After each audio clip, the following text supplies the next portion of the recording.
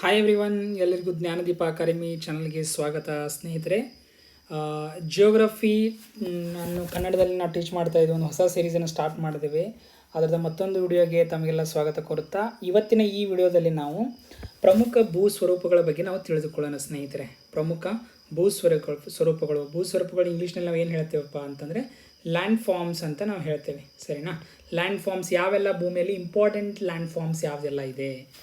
So ಅದಕ್ಕಿಂತ ಮುಂಚೆ before to proceed further, ನಮ್ಮ ಜ್ಞಾನದೀಪ ಅಕಾಡೆಮಿ ಚಾನಲ್ಗೆ ಸಬ್ಸ್ಕ್ರೈಬ್ ಮಾಡಿಲ್ಲ ಅಂದರೆ ದಯವಿಟ್ಟು ಸಬ್ಸ್ಕ್ರೈಬ್ ಮಾಡಿ and please press the bell icon for more educational updates. ಸ್ನೇಹಿತರೆ ನೋಡಿ ಸ್ನೇಹಿತರೆ, ಭೂಗೋಳಶಾಸ್ತ್ರದಲ್ಲಿ ಸಿರೀಸನ್ನು ಕನ್ನಡದಲ್ಲಿ ನಾವು ತೊಗೊಂಬರ್ತಾ ಇದ್ದೀವಿ. I will try to cover 6th ಸ್ಟ್ಯಾಂಡರ್ಡಿಂದ ಹಿಡಿದು ಜಿಯೋಗ್ರಫಿ 6th ಸ್ಟ್ಯಾಂಡರ್ಡಿಂದ ಟಿಲ್ 10th ಸ್ಟ್ಯಾಂಡರ್ಡ್ವರೆಗೂ ಇಂಪಾರ್ಟೆಂಟ್ ಜಿಯೋಗ್ರಫಿ ಟಾಪಿಕ್ಸ್ ಯಾವುದೆಲ್ಲ ಇದೆ ಅದನ್ನು ಕವರ್ ಮಾಡ್ತಾ ಹೋಗ್ತೇವೆ. So in this today's topic ಪ್ರಮುಖ ಭೂಸ್ವರೂಪಗಳು, ಮೇಜರ್ ಲ್ಯಾಂಡ್ ಫಾರ್ಮ್ಸ್ ಯಾವುದೆಲ್ಲ ಇದೆ ನಾವು ಅದನ್ನು ನೋಡ್ಕೊತ ಹೋಗೋಣ. ನೋಡಿ, ಜಸ್ಟ್ ಅಲ್ಲಿ ರೀಡ್ ಔಟ್. ನಮ್ಮ ಸುತ್ತಮುತ್ತ ನಾವು ನೋಡಿದಾಗ ಭೂಮಿಯ ಮೇಲ್ಭಾಗವು ಒಂದೇ ರೀತಿಯಲ್ಲಿ ಇರುವುದಿಲ್ಲ. ಜಸ್ಟ್ ಇಮ್ಯಾಜಿನ್, ನೀವು ನಿಮ್ಮ ಹಳ್ಳಿಯಲ್ಲಿ ಹೋಗಿ, ಸೊ ನಿಮ್ಮ ಹಳ್ಳಿಯಲ್ಲೇ ಒಂದು ಕಡೆ ನೀವು ಸುತ್ತಾಡಿ ನೋಡಿದ್ರೆ ಒಂದು ಕಡೆ ಪ್ಲೇನ್ ಏರಿಯಾ ಇರುತ್ತೆ, ಒಂದು ಕಡೆ ಬೆಟ್ಟ ಇರುತ್ತೆ, ನದಿಗಳು ಹರಿದಿರ್ತವೆ, ತೆಗ್ಗು ಪ್ರದೇಶ ಇರುತ್ತೆ. So it's different land. ಅಲ್ಲಿ ರಿಲೀಫ್ ಫೀಚರ್ಸ್ ತುಂಬ ಡಿಫ್ರೆಂಟ್ ಆಗಿರುತ್ತೆ. ತಗ್ಗು ದಿನ್ನೆಗಳು, ಬೆಟ್ಟಗಳು, ಪ್ಲೇನ್ಸ್ಗಳು ತುಂಬ ಇರುತ್ತೆ. ಕೆಲವು ಕಡೆ ಎತ್ತರವಾದ ಪ್ರದೇಶ, ಕೆಲವು ಕಡೆ ತಗ್ಗಾದ ಪ್ರದೇಶ, ಹೀಗೆ ವಿವಿಧ ರೀತಿಯ ಪ್ರದೇಶಗಳಿಂದ ಕೂಡಿದೆ. ಭೂಮಿಯ ಮೇಲ್ಮೈ ಏನಿದೆ ಅಂದ್ರೆ ತುಂಬ ಡಿಫ್ರೆಂಟ್ ಸ್ವರೂಪಗಳಿಂದ ಕೂಡಿದೆ. ಈ ಪರ್ವತ, ಬೆಟ್ಟ, ಕಣಿವೆ, ಮೈದಾನ, ಮರುಭೂಮಿ ಮತ್ತು ದ್ವೀಪಗಳು ವಿವಿಧ ಮೇಲ್ಮೈ ಲಕ್ಷಣಗಳನ್ನು ಭೂಸ್ವರೂಪಗಳಂತ ನಾವು ಕರಿತೀವಿ. ಈ ಭೂಮಿ ಮೇಲಿರ್ತಕ್ಕಂಥ ಈ ಪರ್ವತ ಆಗಿರ್ಬೋದು, ಬೆಟ್ಟ, ಕಣಿವೆ, ಮೈದಾನ, ಮರುಭೂಮಿ, ದ್ವೀಪಗಳು, ಈ ರೀತಿಯಾದಂಥ ಇತ್ಯಾದಿ ಮೇಲ್ಮೈ ಲಕ್ಷಣಗಳನ್ನು ಭೂಸ್ವರೂಪಗಳು, ಲ್ಯಾಂಡ್ ಫಾರ್ಮ್ಸ್ ಅಂತ ನಾವು ಕರಿತೇವೆ. And these land form as not permanent. For example, ಈಗ ನಿಮ್ಮ ಊರಲ್ಲಿ ಒಂದು ಬೆಟ್ಟ ಇದೆ ಅಂತಂದರೆ ಎಷ್ಟೋ ಸಾವಿರ ವರ್ಷಗಳ ಹಿಂದೆ ಅದು ಪ್ಲೇನ್ ಆಗಿರ್ಬೋದು, ಪ್ಲೇನ್ ಇತ್ತು ಕಾಣಿಸುತ್ತೆ. ಬಿಕಾಸ್ ಆಫ್ ಸಮ್ ಒಳಗಡೆ, ಭೂಮಿಯ ಒಳಗಡೆ ಇರ್ತಕ್ಕಂಥ ಫೋರ್ಸ್ಗಳಿಂದ ಅದು ಮೇಲೆತ್ತಕ್ಕೆ ಬಂದಿರ್ಬೋದು. ಈ ಬೆಟ್ಟ ಏನಿದೆಯಲ್ಲ, ಸುಮಾರು ಎಷ್ಟೋ ಸಾವಿರ ವರ್ಷಗಳ ನಂತರ ಇದರ ಮೇಲೆ ಎಕ್ಸ್ಟರ್ನಲ್ ಫೋರ್ಸ್ ಆ್ಯಕ್ಟ್ ಆಗಿ ಅದು ಮತ್ತೆ ಪ್ಲೇನ್ ಆಗ್ಬೋದು ಸ್ನೇಹಿತರೆ. So whatever the land forms ಅದೇ ಭೂಸ್ವರೂಪ ನಾವು ಪರ್ಮನೆಂಟ್ ಅಲ್ಲ, ಯಾವುದೇ ಭೂಸ್ವರೂಪವು ಶಾಶ್ವತವಲ್ಲ. ಭೂಮಿಯ ಮೇಲ್ಭಾಗವು ಆಂತರಿಕ ಮತ್ತು ಬಾಹ್ಯ ಶಕ್ತಿಗಳ ಕಾರ್ಯಾಚರಣೆಯಿಂದ ಬದಲಾಗುತ್ತದೆ. ನಾ ಹೇಗೆ ಹೇಳಿದ್ನಲ್ಲ, ಇಂಟರ್ನಲ್ ಫೋರ್ಸಸ್ ಮತ್ತು ಎಕ್ಸ್ಟರ್ನಲ್ ಫೋರ್ಸಸ್ ಅಂದರೆ ಆಂತರಿಕ ಮತ್ತು ಬಾಹ್ಯ ಶಕ್ತಿಗಳ ಕಾರ್ಯಾಚರಣೆಯಿಂದ ಭೂಮಿಯ ಸ್ವರೂಪ ಚೇಂಜ್ ಆಗ್ತಾ ಇರುತ್ತೆ. ಭೂಮಿಯ ಸ್ವರೂಪನೇ ಡಿಫ್ರೆಂಟ್ ಆಗಿದ್ದಾವೆ, ತುಂಬ ಇದ್ದಾವೆ ಭೂಮಿ ಮೇಲೆ. ಬೆಟ್ಟ, ಪರ್ವತ, ಕಣಿವೆ, ಮೈದಾನ ಸಿಕ್ಕಾಪಟ್ಟೆ ಇದ್ದಾವೆ. ಬಟ್ ಇಂಪಾರ್ಟೆಂಟಾಗಿ ಯಾವಗಳಂತ ನಾವು ಒಂದು ವಿಂಗಡಣೆ ಮಾಡಬೇಕಂದ್ರೆ 3 ಟೈಪ್ಸ್ ಇದೆ. ಏನಂತಂದರೆ ಭೂಸ್ವರೂಪಗಳನ್ನು 3 ಪ್ರಮುಖ ವಿಧಗಳಾಗಿ ವಿಂಗಡಿಸಬಹುದು. ಯಾವಪ್ಪ ಅಂದರೆ ಪರ್ವತಗಳು ಅಂದರೆ ಮೌಂಟೇನ್ಸು, ಪ್ರಸ್ಥಭೂಮಿಗಳು ಅಂದರೆ ಪ್ಲಾಟ್ಯೂಸು, ದೆನ್ ಮೈದಾನಗಳು ಅಂದರೆ ಪ್ಲೇನ್ಸು. ಇದನ್ನು ಬಿಟ್ಟು ಕೂಡ there are so many other forms, but we are concentrating only important forms. So ಈ 3ಗಳ ಬಗ್ಗೆ ಒಂದಿಷ್ಟು ಸಂಕ್ಷಿಪ್ತವಾದಂಥ ಮಾಹಿತಿಯನ್ನು ನಾವು ಇದರಲ್ಲಿ ತಿಳಿದುಕೊಳ್ಳೋಣ ಸ್ನೇಹಿತರೆ. ನೋಡಿ, ಸೊ ಇದೊಂದು ವಿಡಿಯೋ ನೋಡಿ, ಇದು ನಿಮಗೆ ಟೆಕ್ಸ್ಟ್ ಬುಕ್ಕಲ್ಲಿ ಸಿಗುತ್ತೆ. 6th ಸ್ಟ್ಯಾಂಡರ್ಡ್ ಟೆಕ್ಸ್ಟ್ ಬುಕ್ಕಲ್ಲಿ ಇದೆ ಇದು. So this is plot, elevated platform ಏನಿದೆ, ಎಲಿವೇಟೆಡ್ ಎತ್ತರದ ಪ್ರದೇಶ ಏನಿದೆ, ಪ್ಲಾಟು, ಪ್ರಸ್ಥಭೂಮಿ ಅಂತ ನಾವು ಕರಿತೀವಿ. ಈ ಪರ್ವತಗಳು, ಇಲ್ಲಿ ನೋಡಿ ಜಲಪಾತ ಇದೆ, ನೀರು ಹರಿತಾ ಇದೆ ಸ್ನೇಹಿತರೆ. ಆಮೇಲೆ ಇಲ್ಲಿ ನೋಡಿ ಕೊಲ್ಲಿ, ಜಲಸಂಧಿ 2 ಇದನ್ನು ಕನೆಕ್ಟ್ ಮಾಡ್ತಾ ಇದೆ, ವಾಟರ್ ಬಾಡೀಸನ್ನು. ಜ್ವಾಲಾಮುಖಿ, ವೋಲ್ಕ್ಯಾನೋ ಹೊರಗೆ ಬರ್ತಾ ಇದೆ, ವೋಲ್ಕ್ಯಾನೋ ಆಗ್ತಾ ಇದೆ. ಲಗೂನ್ ಫಾರ್ಮೇಷನ್ ಆಗಿರ್ಬೋದು, ಸಾಗರ ಆಗಿರ್ಬೋದು, ದ್ವೀಪಗಳ ಸಮೂಹ ಆಗಿರ್ಬೋದು, ಮೈದಾನ ಪ್ಲೇನ್ಸ್ ಆಗಿರ್ಬೋದು, ಸರೋವರ ಆಗಿರ್ಬೋದು, ನದಿ ಬಯಲು ಆಗಿರ್ಬೋದು, ಸಮುದ್ರ, ಮುಖಜ ಭೂಮಿ, ಡೆಲ್ಟಾ ಆಗಿರ್ಬೋದು. ಸೊ ಎಲ್ಲ ಲ್ಯಾಂಡ್ ಫಾರ್ಮ್ಸ್ನ ಒಂದು ನಿಮಗೆ ತೋರಿಸಿದ್ದಾರೆ ಇಲ್ಲಿ ಒಂದು ಪಿಕ್ಚರಲ್ಲಿ, ನಿಮಗೆ ಓವರಾಲ್ ನೋಡಲಿಕ್ಕೆ ನಿಮಗೆ ಅರ್ಥ ಆಗುತ್ತೆ. ಸೊ ಅದರ ಸಂಕ್ಷಿಪ್ತ ಮಾಹಿತಿಯನ್ನು ಸ್ವಲ್ಪ ಡೀಟೇಲ್ ಆಗಿ ನಾವು ನೋಡ್ಕೊತ ಹೋಗೋಣ ಸ್ನೇಹಿತರೆ. ಮೊದಲನೇದಾಗಿ ಪರ್ವತಗಳು ಅಂದರೆ ನಾವು ಏನಂತೀವಿ ಮೌಂಟೇನ್ಸ್. ನೋಡಿ ಸ್ನೇಹಿತರೆ, ಪರ್ವತಗಳು ಮೇಲ್ಕೆಯಲ್ಲಿ ಸುತ್ತಲಿನ ಪ್ರದೇಶಗಳಿಂದ ಎತ್ತರವುಳ್ಳ ಹಾಗೂ ಮೇಲಕ್ಕೆತ್ತಲ್ಪಟ್ಟ ಭೂಭಾಗಗಳು. ಸುತ್ತಲಿನ ಈ ಪ್ರದೇಶ ಇದೆ ಅಂತ ತಿಳ್ಕೊಳ್ಳಿ. ಒಂದು ಇದೇನು ಮೇಲ್ಭಾಗ ಬರುತ್ತಲ್ಲ, ಇವು ಪರ್ವತಗಳು. ಎತ್ತಲ್ಪಟ್ಟಂಥ ಪಾಠಗಳಿಗೆ ನಾವು ಪರ್ವತಗಳು ಅಂತ ಕರಿತೇವೆ ಸ್ನೇಹಿತರೆ. ಕಡಿದಾದ ಇಳಿಜಾರುಗಳು ಮತ್ತು ಶಿಖರಗಳನ್ನು ಹೊಂದಿದ್ದು ಸಮುದ್ರ ಮಟ್ಟದಿಂದ ಸಾವಿರಾರು ಮೀಟರ್ಗಳು ಎತ್ತರವಾಗಿರುತ್ತವೆ ಸ್ನೇಹಿತರೆ. ಅಂದರೆ ಈ ಪರ್ವತ ಹಿಂಗಿದೆ ಅಂತಂದರೆ ಕಡಿದಾದ ಇಳಿಜಾರು, ಸ್ಲೋಪ್ ಇರುತ್ತೆ ಸ್ನೇಹಿತರೆ. ಅದು ಮೀನ್ ಸಿ ಲೆವೆಲಿಂದ ತುಂಬ ಎತ್ತರದಲ್ಲಿ ಇರ್ತವೆ ಪರ್ವತಗಳು ಸ್ನೇಹಿತರೆ. ಆಯಿತಾ? ಪರ್ವತದ ಅತ್ಯಂತ ಎತ್ತರವುಳ್ಳ ತುದಿಗೆ it's the highest point of ಮೌಂಟೇನಿಗೆ ನಾವು ಏನಂತೀವಿ? ಶಿಖರ, ಪೀಕ್ ಅಂತ ಕರಿತೀವಿ. ಹೈಯೆಸ್ಟ್ ಪಾಯಿಂಟ್ ಆಫ್ ಮೌಂಟೇನ್ಗೆ ಪೀಕ್ ಅಂತ ನಾವು ಕರಿತೀವಿ. ಬೆಟ್ಟವು ಸಹ ಪೃಥ್ವಿಯ ಒಂದು ನೈಸರ್ಗಿಕ ಎತ್ತರವುಳ್ಳ ಭಾಗ, ಆದರೆ ಅದು ಪರ್ವತವೊಂದರಷ್ಟು ಎತ್ತರವುಳ್ಳದಲ್ಲ. ಅಂದರೆ ಈಗ ಬೆಟ್ಟ, ಹಿಲ್ ಅಂತ ನಾವೇನು ಕರಿತೀವಿ, ಅದು ಕೂಡ ಒಂದು ಸ್ವಲ್ಪ ಎಲಿವೇಟೆಡ್ ಮೇಲ್ಗಡೆ ಇರ್ತಕ್ಕಂಥ ಪ್ರದೇಶ, ಬಟ್ ಪರ್ವತಕ್ಕೆ ಅಷ್ಟು ಹೈಟ್ ಇರಲ್ಲ, ಸ್ವಲ್ಪ ಕಡಿಮೆ ಇರುತ್ತೆ. ಪೃಥ್ವಿಯೊಂದು ಎತ್ತರವುಳ್ಳ ಭಾಗ, ಆದರೆ ಅದು ಪರ್ವತವೊಂದರಷ್ಟು ಎತ್ತರ ಇರೋಗಿಲ್ಲ. ಬೆಟ್ಟಗಳು ಸಾಮಾನ್ಯವಾಗಿ ಒಂದು 600 ಮೀಟರ್ ಎತ್ತರವುಳ್ಳವಿರುತ್ತೆ. ಅವುಗಳ ಇಳಿಜಾರುಗಳು ಅಷ್ಟೊಂದು ಕಡಿದಾಗಿ ಇರುವುದಿಲ್ಲ. ಬೆಟ್ಟಗಳು ಕೂಡ ಎಲಿವೇಟೆಡ್ ಪಾರ್ಟು, ಬಟ್ ಅದು ಪರ್ವತಕ್ಕಿಂತ ಸ್ವಲ್ಪ ಹೈಟ್ ಕಡಿಮೆ ಇರುತ್ತೆ ಸ್ನೇಹಿತರೆ. ಸೊ ಇದು ಸಂಕ್ಷಿಪ್ತವಾಗಿ ಮೌಂಟೇನ್ಸ್ ಅಂದರೆ ನಾವು ತಿಳ್ಕೊಂಡ್ವಿ. ಆದರೆ ಟೈಪ್ಸ್ ಆಫ್ ಮೌಂಟೇನ್ಸ್, ಯಾವ ಥರದ್ದು ಡಿಫ್ರೆಂಟ್ ಮೌಂಟೇನ್ಸ್ ಇದ್ದಾವೆ ನೋಡೋಣ ಸ್ನೇಹಿತರೆ. ಇನ್ನೊಂದು ನೋಡಿ, ಶಿಖರಗಳನ್ನುಳ್ಳ ಅಥವಾ ಇಲ್ಲದ ಪರ್ವತಗಳ ಸಾಲುಗಳನ್ನು ಪರ್ವತ ಸರಣಿ ಅಥವಾ ಮೌಂಟೇನ್ ರೇಂಜ್ ಅಂತ ನಾವು ಕರಿತೇವೆ ಸ್ನೇಹಿತರೆ. A line of mountains with or without peaks is known as a mountain range. For example ನೋಡಿ, ಹಿಮಾಲಯನ್ ಮೌಂಟೇನ್ ರೇಂಜ್ ನೋಡಿ ಸ್ನೇಹಿತರೆ, ಎಷ್ಟು ಪರ್ವತಗಳ ಸಾಲುಗಳಾದಂಥ ಪರ್ವತಗಳಿದ್ದಾವೆ. ಅವಕ್ಕೆ ನಾವು ಮೌಂಟೇನ್ ರೇಂಜ್ ಅಂತ ಕರಿತೇವೆ ಸ್ನೇಹಿತರೆ. ಪರ್ವತಗಳ ಸರಣಿ ಅಂತ ನಾವು ಕರಿತೇವೆ. ಇದು ನಿಮ್ಮ ಗಮನಕ್ಕೆ ಇರಲಿ ಸ್ನೇಹಿತರೆ, ಸರಿನಾ? ಅದೇ ರೀತಿ ಮತ್ತೊಂದು, ಇಲ್ಲಿ ಹಿಮಾಲಯ ನಮ್ಮ ಏಷ್ಯಾ ಖಂಡದಲ್ಲಿದೆ. ಆಲ್ಪ್ಸ್ ಮೌಂಟೇನ್ಸ್ ಇದ್ದಾವೆ, ಯುರೋಪಲ್ಲಿ ಬರುತ್ತೆ. ಆಂಡೀಸ್ ಸೌತ್ ಅಮೇರಿಕಾದಲ್ಲಿ ಬರುತ್ತೆ. ರಾಕೀಸ್ ಬರುತ್ತೆ ಉತ್ತರ ಅಮೇರಿಕಾದಲ್ಲಿ, ನಾರ್ತ್ ಅಮೇರಿಕಾದಲ್ಲಿ ಬರುತ್ತೆ ಸ್ನೇಹಿತರೆ. ಸೊ ಪರ್ವತಗಳ ಇದಿಷ್ಟೊತ್ತನ ನಾವು ಬೇಸಿಕ್ ಪರ್ವತದ ಬಗ್ಗೆ ಬೇಸಿಕ್ ಆಗಿ ತಿಳ್ಕೊಂಡು, ಆ ಪರ್ವತದಲ್ಲಿ ಡಿಫ್ರೆಂಟ್ ವಿಧಗಳಿದ್ದಾವೆ. ಒಂದು ಸ್ವಲ್ಪ ಅದ್ರ ಬಗ್ಗೆ ನಾವು ತಿಳ್ಕೊಳ್ಳೋಣ.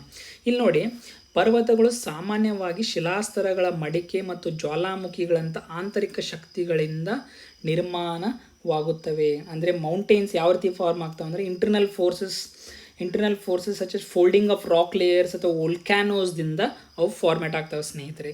ಸಾಮಾನ್ಯವಾಗಿ ಇವು ಹಾರ್ಡ್ ರಾಕ್ಸ್ಗಳಿಂದ ರಚಿತವಾಗಿದೆ, ಸಾಮಾನ್ಯ ಕಠಿಣ ಶಿಲೆಗಳಿಂದ ಅವು ರಚಿತವಾಗಿದ್ದಾವೆ.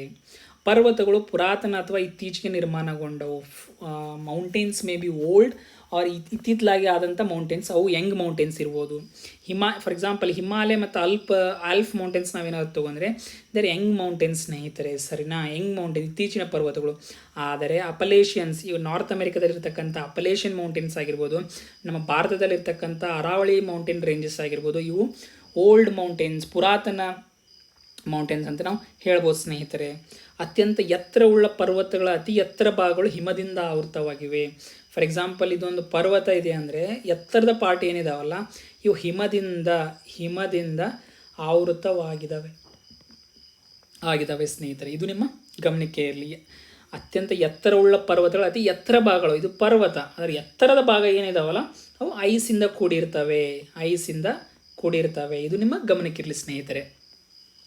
ಸೊ ಇಲ್ಲಿ ನೋಡಿ, ಈಗ ಪರ್ವತಗಳ ವಿಧಗಳು ಯಾವುವು, ಇಂಪಾರ್ಟೆಂಟ್ ಪರ್ವತಗಳಿದೆ, ಅವುಗಳ ಯಾವ ರೀತಿ ಫಾರ್ಮ್ ಆಗ್ತವೆ ಅನ್ನೋದು ಆಧಾರದ ಮೇಲೆ ನಾವು ಪರ್ವತಗಳನ್ನು 3 ವಿಧಗಳಾಗಿ ವಿಂಗಡಿಸ್ಬೋದು. ಯಾವ್ಯಾವಪ್ಪ ಅಂತಂದರೆ, ಮಡಿಕೆ ಪರ್ವತಗಳು, ಫೋಲ್ಡ್ ಮೌಂಟೇನ್ಸ್ ಅಂತ ನಾವು ಕರಿತೀವಿ. ಖಂಡ ಪರ್ವತಗಳು, ಬ್ಲಾಕ್ ಮೌಂಟೇನ್ಸ್ ಅಂತ ಕರಿತೀವಿ. ಜ್ವಾಲಾಮುಖಿ ಜನಿತ ಪರ್ವತಗಳು, ವೋಲ್ಕ್ಯಾನಿಕ್ ಮೌಂಟೇನ್ಸ್ ಅಂತ ನಾವು ಕರಿತೇವೆ ಸ್ನೇಹಿತರೆ. ಅದರಲ್ಲಿ ನೋಡಿ, ಮೊದಲನೇದು ಮಡಿಕೆ ಪರ್ವತಗಳು ಅಂದರೆ ಫೋಲ್ಡ್ ಮೌಂಟೇನ್ಸ್ ಸ್ನೇಹಿತರೆ. Fold mountains are form due to the folding of rock ಲೇಯರ್ಸ್ದು ಫೋಲ್ಡಿಂಗ್ ಆಗೋದ್ರಿಂದ ಅವು ಫಾರ್ಮ್ ಆಗ್ತವೆ. ಅಂದರೆ ಇವು ಶಿಲಾಸ್ತರಗಳು ಮುದುಡಿಕೊಳ್ಳುವುದರಿಂದ, ಶಿಲಾಸ್ತರ ಅಂದರೆ ರಾಕ್ ಲೇಯರ್ಗಳು ಮುದುಡಿಕೊಳ್ಳುವುದರಿಂದ ನಿರ್ಮಾಣವಾಗುವು. ಅವು ಅತ್ಯಂತ ಎತ್ತರ ಉಳ್ಳುವಂಥ ಪರ್ವತಗಳಾಗಿರ್ತವೆ. Fold mountains are generally height wise ತುಂಬ ಎತ್ತರದಲ್ಲಿರ್ತವೆ. ಫಾರ್ ಎಕ್ಸಾಂಪಲ್, ನೀವು ಹಿಮಾಲಯ ನೋಡಿದ್ರೆ ಅತಿ ಎತ್ತರದಂಥ ಪರ್ವತಗಳ ಸರಣಿ ಇದು. So fold mountains are generally high mountains ಅಂತ ನಾವು ಹೇಳ್ಬೋದು ಸ್ನೇಹಿತರೆ. ಇಲ್ಲಿ ಈಗ ಫಾರ್ ಎಕ್ಸಾಂಪಲ್ ನಿಮಗೆ ನೋಡ್ತೀವಿ, ರಾಕ್ ಲೇಯರ್ಸ್ ಅಂತ ನಾವು ಹೇಳ್ತೀವಿ. ಇಲ್ಲೊಂದು ಪ್ಲೇಟ್ ಇದೆ, ಈ ಕಡೆ ಮೂವ್ ಆಗ್ತಾ ಇದೆ, ಇದು ಈ ಕಡೆ ಮೂವ್ ಆಗ್ತಾ ಇದೆ, ಆಯಿತಾ? ಸೊ ಈ ರೀತಿ ಮೂವ್ ಆಗಿ ಕಾಂಪ್ರೆಷನ್ ಆಗೋದ್ರಿಂದ ಇಲ್ಲಿ ಪರ್ವತಗಳ ನಿರ್ಮಾಣ ಆಗುತ್ತೆ ಸ್ನೇಹಿತರೆ. ಈ ರೀತಿ ಏನು ಪರ್ವತ ಮೇಲೆ ಬರುತ್ತಲ್ಲ, ಈ ಕಡೆಯಿಂದನೂ ಬರುತ್ತೆ, ಈ ಕಡೆಯಿಂದನೂ ಪ್ಲೇಟ್ಸ್ ಬಂದು ಈ ಕಡೆ ಮೂವ್ ಆಗಿ ಪರ್ವತಗಳ ನಿರ್ಮಾಣವಾಗುತ್ತದೆ. ಇದು ನಿಮ್ಮ ಗಮನಕ್ಕಿರಲಿ ಸ್ನೇಹಿತರೆ, ಸರಿನಾ? ನೆಕ್ಸ್ಟು ಬ್ಲಾಕ್ ಮೌಂಟೇನ್ಸ್, ಖಂಡ ಖಂಡ ಪರ್ವತಗಳು. These are formed when large areas of land are broken or lifted up. ಎರಡು ಸಮಾನಾಂತರ ಶಿಲಾಸ್ತರ ನಡುವಿನ ಭಾಗವು ಮೇಲಕ್ಕೆತ್ತಲ್ಪಡುವುದರಿಂದ ನಿರ್ಮಾಣವಾಗುತ್ತದೆ. ಫಾರ್ ಎಕ್ಸಾಂಪಲ್ಲು ಇಲ್ಲಿ ನೋಡಿ, ಈ ಕಡೆ ರಾಕ್ ಲೇಯರ್ ಈ ಕಡೆ ಮೂವ್ ಆಗ್ತಾ ಇದೆ, ಈ ಕಡೆ ಮೂವ್ ಆಗ್ತಾ ಇದೆ. ಒಂದಿಗೆ ಮೇಲ್ಗಡೆ ಹೋಗ್ತಾ ಇದೆ, ಸಣ್ಣ ಒಂದು ಕೆಳಗಡೆ ಹೋಗುತ್ತೆ, ಒಂದು ಮೇಲ್ಗಡೆ ಹೋಗುತ್ತೆ. ಇದು ಬ್ಲಾಕ್ ಮೌಂಟೇನ್ಸ್ ಅಂತ ನಾವು ಇವಕ್ಕೆ ಕರಿತೇವೆ ಸ್ನೇಹಿತರೆ. ಬ್ಲಾಕ್ ಮೌಂಟೇನ್ಸ್ ಅಂತ ನಾವು ಇವು ಅಷ್ಟು ಎತ್ತರದಲ್ಲಿರಲ್ಲ. ನಾವು ಆಲ್ಫು ಹಿಮಾಲಯಸ್ ನೋಡಿ, there are fold mountains, there block mountains. Block mountains are not very high exactly. ಅವು ಏನಂತಂದರೆ ಲ್ಯಾಂಡ್ ಏರಿಯಾ ಲಿಫ್ಟ್ ಆಗೋದ್ರಿಂದ, ಇದು ಈಗ ಲಿಫ್ಟ್ ಆಗ್ತಾ ಇದೆ, ಇಲ್ಲಿ ಲಿಫ್ಟ್ ಆಗ್ತಿದೆ ಅಲ್ವಾ. ಸೊ ಇವು ಬ್ಲಾಕ್ ಮೌಂಟೇನ್ಸು ಅಂತ ನಾವು ಇದಕ್ಕೆ ಕರಿತೇವೆ. ಇದಕ್ಕೆ ಎಕ್ಸಾಂಪಲ್ ಅಂದರೆ ಸಿಯೆರಾ ನೆವಾಡಾ ಇನ್ ನಾರ್ತ್ ಅಮೆರಿಕಾ ಇರತಕ್ಕಂಥದ್ದು ಒಂದು ಮೌಂಟೇನ್ ಆಗಿದೆ ಸ್ನೇಹಿತರೆ. ನೆಕ್ಸ್ಟ್ ನೋಡಿ, ಜ್ವಾಲಾಮುಖಿ ಜನಿತ ಪರ್ವತಗಳು ಅಂದರೆ volcanic mountains. These are form due to the accumulation of volcanic material. ಇವು ಜ್ವಾಲಾಮುಖಿ ಸ್ಫೋಟಿತ ವಸ್ತುಗಳು ರಾಶಿಗೊಂಡು ನಿರ್ಮಾಣವಾಗುತ್ತವೆ. They have a broad base ಮತ್ತು ಕೊನಿಕಲ್ ಪೀಕ್ಸ್ ಇದ್ದಾವೆ. ಅವು ತಳ ವಿಸ್ತಾರವಾಗಿದ್ದು ಎತ್ತರವಾದ ಶಂಕಾಕೃತಿಯ ಶಿಖರಗಳನ್ನು ಹೊಂದಿದ್ದಾವೆ, ಅಂದರೆ ಕೊನಿಕಲ್ ಪೀಕ್ಸ್ಗಳನ್ನ ಹೊಂದಿದ್ದಾವೆ.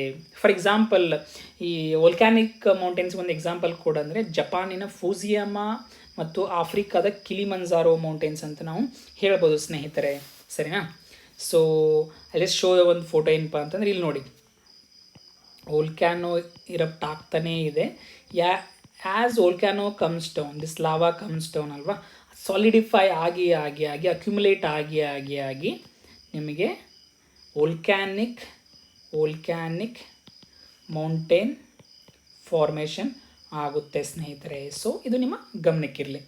ಸೊ ಟಿಲ್ ನಾವು ವಿ ಸ್ಟಡಿಡ್ ಮೌಂಟೇನ್ಸ್ ಅಂದರೆ ಏನು, ಅದರದ ಇಂಪಾರ್ಟೆಂಟ್ ವಿಧಗಳು ಯಾವುವು ಅಂತ, ಫೋಲ್ಡ್ ಮೌಂಟೇನ್ಸು, ಬ್ಲಾಕ್ ಮೌಂಟೇನ್ಸು ಮತ್ತು ವೋಲ್ಕ್ಯಾನಿಕ್ ಮೌಂಟೇನ್ಸ್ ಬಗ್ಗೆ ನಾವು ತಿಳಿದುಕೊಂಡ್ವಿ ಸ್ನೇಹಿತರೆ. ಇವಾಗ ಪ್ರಸ್ಥಭೂಮಿಗಳ ಬಗ್ಗೆ ನಾವು ತಿಳಿದುಕೊಳ್ಳೋಣ. ಅವಕ್ಕೆ ಇಂಗ್ಲೀಷ್ನಾಗ ಏನಂತಾರೆ ಅಂದರೆ ಫ್ಲ್ಯಾಟ್ಯೂಸ್ ಅಂತ ನಾವು ಕರಿತೇವೆ ಸ್ನೇಹಿತರೆ, ಸರಿನಾ. ಪ್ಲಾಟ್ಯೂಸ್ ಅಂತ ನಾವು ಕರಿತೇವೆ. ಇವೇನಪ್ಪ ಪ್ಲಾಟ್ಯೂಸ್ ಆರ್ ಏನು elevated flatlands with steep sides. Elevated flatlands ಇವು ಸಮತಟ್ಟಾದ ಮೇಲ್ಭಾಗ ಮತ್ತು ಕಡಿದಾದ ಬದಿಗಳಿಂದ ಕೂಡಿವೆ. ಇವುಗಳನ್ನು ಪೀಠಭೂಮಿ ಅಥವಾ ನಾವು ಟೇಬಲ್ ಲ್ಯಾಂಡ್ ಅಂತ ಕೂಡ ನಾವು ಕರಿತೇವೆ. ಟೇಬಲ್ ಲ್ಯಾಂಡ್ ಅಂತ ಯಾವ ಕರೀತಾರೆ ಅಂದರೆ ಪ್ರಸ್ಥಭೂಮಿಗಳಿಗೆ ಟೇಬಲ್ ಲ್ಯಾಂಡ್ ಅಂತ ಕರಿತೇವೆ.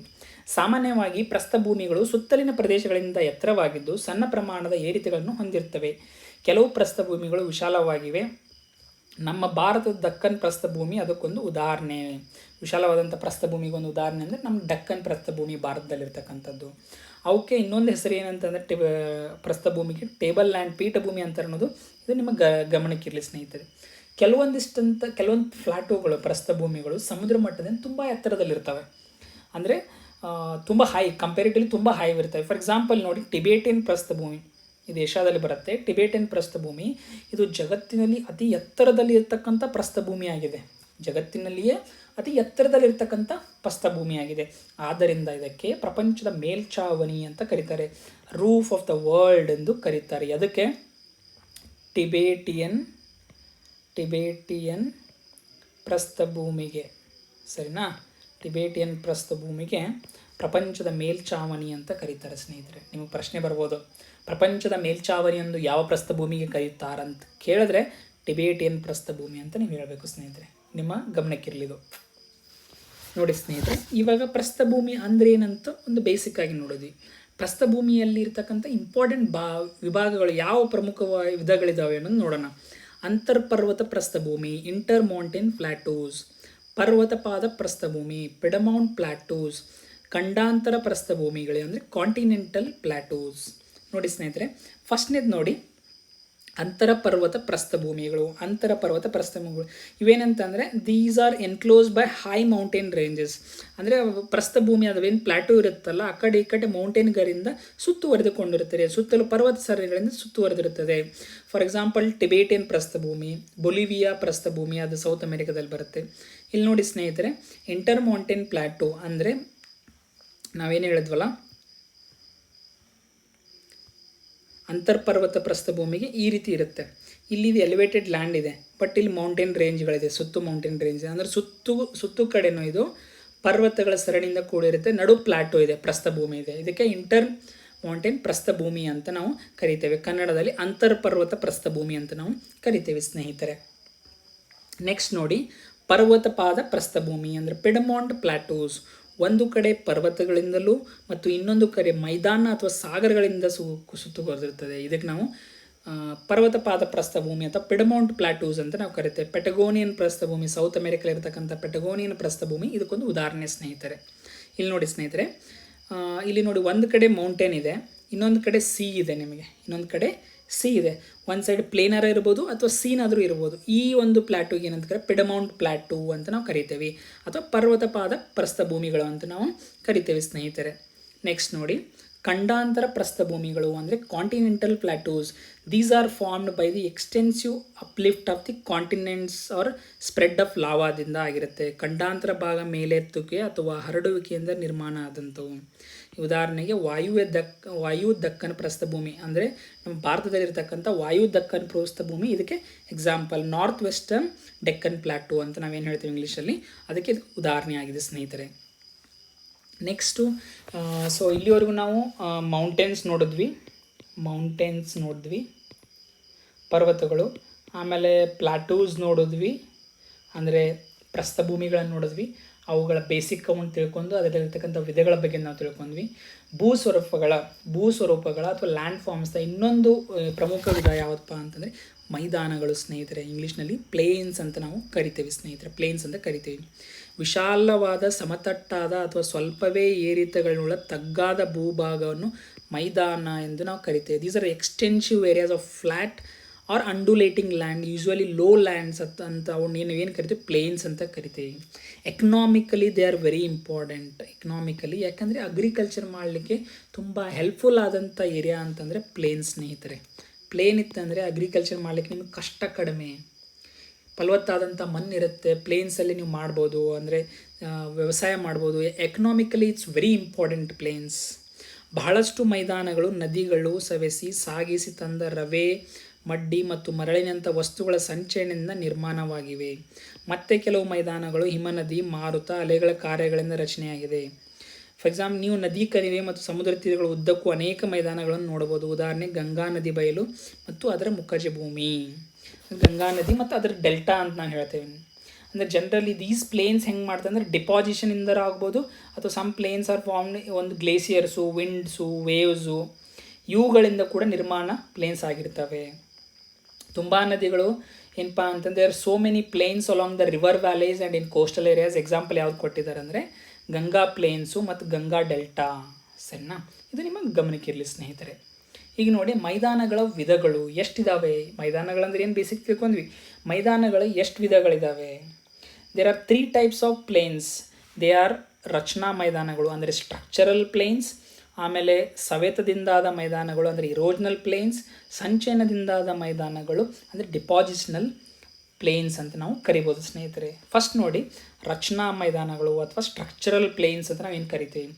ದೀಸ್ ಸ್ಟ್ರಕ್ಚರಲ್ ಪ್ಲೇನ್ಸ್ ಅಥವಾ ರಚನಾ ಮೈದಾನಗಳು, these are form due to uplift of the sea floor or due the submergence of the area. ಅಂದರೆ ಸಮುದ್ರದ ತಳಭಾಗವು ಮೇಲಕ್ಕೆತ್ತಲ್ಪಡುವುದರಿಂದ ಅಥವಾ ಯಾವುದಾದ್ರು ಒಂದು ಭಾಗ ತಗ್ಗಾಗುವುದರಿಂದ ನಿರ್ಮಾಣ ಆದಂಥ ಮೈದಾನಗಳಿಗೆ ರಚನಾ ಮೈದಾನಗಳಂತ ನಾವು ಕರಿತೀವಿ. ಇದಕ್ಕೆ ನಾವು ಎಕ್ಸಾಂಪಲ್ ಯಾವುದು ಕೊಡ್ಬೋದಪ್ಪ ಅಂತಂದರೆ south eastern plain of USA ಅಂದರೆ ಅಮೆರಿಕ ಸಂಯುಕ್ತ ಸಂಸ್ಥಾನದ ಆಗ್ನೇಯ ಭಾಗದಲ್ಲಿರ್ತಕ್ಕಂಥ ಮೈದಾನಕ್ಕೆ ನಾವು ಇದನ್ನು ಎಕ್ಸಾಂಪಲ್ ಆಗಿ ಈ ಸ್ಟ್ರಕ್ಚರಲ್ ಪ್ಲೇನ್ಸ್ಗೆ ಕೊಡ್ಬೋದು ಸ್ನೇಹಿತರೆ. ಸವೆತದಿಂದಾದ ಮೈದಾನಗಳು ಅಂದರೆ ಇರೋಜ್ನಲ್ ಪ್ಲೇನ್ಸ್.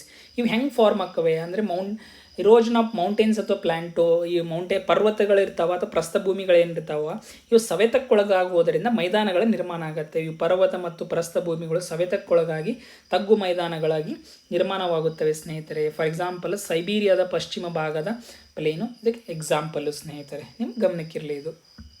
ಲಾಸ್ಟ್ ಒಂದು ನೋಡಿ ಸ್ನೇಹಿತರೆ, ಸಂಚಯನದಿಂದಾದ ಮೈದಾನಗಳು ಅಂದರೆ ಡಿಪಾಸಿಷನಲ್ ಪ್ಲೇನ್ಸ್ ಅಂತ ನಾವು ಕರಿತೇವೆ. ಅಂದರೆ ಏನಂದರೆ ನದಿ, ಹಿಮನದಿ, ಮಾರುತ ಮೊದಲಾದ ನೈಸರ್ಗಿಕ ಕರ್ತೃಗಳು ಹೊತ್ತು ತಂದ ಮೆಕ್ಕಲು ಮಡ್ಡಿಗಳ ಸಂಚಯನದಿಂದ ನಿರ್ಮಾಣವಾದಂಥವು. ಈಗ ಒಂದು ನದಿ ಹರಿತಾ ಇದೆ ಅಂತ ತಿಳ್ಕೊಳಪ್ಪ, ಬರಬೇಕಾದ್ರೆ ಇದು ಮಣ್ಣನ್ನು ಹೊತ್ಕೊಂಡು ಬರುತ್ತೆ. ತನ್ನ ಜೊತೆಗೆ ಮಣ್ಣು ಬಂದು ಅಲ್ಲಿ ಶೇಖರಣೆ ಆಗುತ್ತೆ, ಡಿಪಾಸಿಟ್ ಆಗ್ತಾ ಹೋಗುತ್ತೆ. ಹಿಂಗೆ ಡಿಪಾಸಿಟ್ ಆಗ್ತಾ ಹೋಗುತ್ತೆ, ಪ್ಲೇನ್ ಆಗುತ್ತೆ. ಫ್ಲಡ್ ಬಂದಾಗ ಹಿಂಗೆ ಹೊರಗೆ ಇಲ್ಲಿ ಡಿಪಾಸಿಟ್ ಆಗ್ತಾ ಹೋಗುತ್ತೆ. ಸೊ ಈ ಪ್ಲೇನ್ ಏನು ನಿರ್ಮಾಣ ಆಗುತ್ತಲ್ಲ, these are called depositional plains. For example ಇಲ್ಲಿ ಯಾವುದಂದರೆ ಸಿಂಧೂ ಗಂಗಾ ನದಿ ಬಯಲು. ಏನಂತಂದರೆ ಇಂಡೋ ಗ್ಯಾಂಗೆಟಿಕ್ ಪ್ಲೇನ್ ಇದಕ್ಕೆ ಎಕ್ಸಾಂಪಲ್ ಆಗಿದೆ ಸ್ನೇಹಿತರೆ. ಇದು ನಿಮ್ಮ ಗಮನಕ್ಕಿರಲಿ. ಇವಾಗ ಸೊ ಟಿಲ್ ನಾವು ವಿ ಹ್ಯಾವ್ ಸ್ಟಡಿಡ್ ಮೌಂಟೇನ್ಸ್ ಅಂದರೆ ಏನಂತ ತಿಳ್ಕೊಂಡ್ವಿ, ಪ್ಲಾಟ್ಯೂಸ್ ಅಂದರೆ ಏನಂತ ತಿಳ್ಕೊಂಡ್ವಿ, then we also studied about plains ಅಂದರೆ ಏನು ಮತ್ತು ಅವುಗಳ ವಿಧಗಳು ಯಾವುವು ಅಂತ ತಿಳ್ಕೊಂಡ್ವಿ. ಇವಾಗ ಇನ್ನೊಂದು ಲ್ಯಾಂಡ್ ಫಾರ್ಮ್ ಭೂಸ್ವರೂಪ ಯಾವುದಪ್ಪ ಅಂತಂದರೆ ಮರುಭೂಮಿಗಳ ಬಗ್ಗೆ ಸಂಕ್ಷಿಪ್ತವಾಗಿ ತಿಳಿದುಕೊಳ್ಳೋಣ. ಡೆಸರ್ಟ್ಸ್ ಬಗ್ಗೆ ನಾವು ತಿಳಿದುಕೊಳ್ಳೋಣ ಸ್ನೇಹಿತರೆ. ಮೇಲ್ಮೈ ಲಕ್ಷಣಗಳಿಂದ ಪರ್ವತ, ಪ್ರಸ್ಥಭೂಮಿ, ಮೈದಾನಗಳು ಪರಸ್ಪರ ಭಿನ್ನವಾಗಿವೆ.